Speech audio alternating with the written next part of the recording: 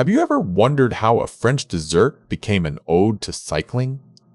Today, we're uncovering the story behind the Paris-Brest ring-shaped pastry.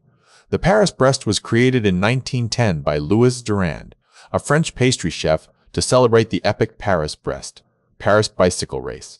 The ring shape symbolizes a bicycle wheel.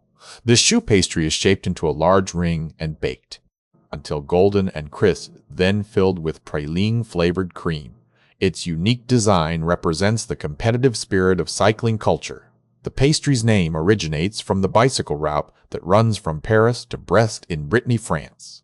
This connection links the dessert not only to cycling, but also to French geography and culture. The praline-flavored cream inside is a luxurious mousseline, an airy, nutty buttercream that adds a touch of French elegance.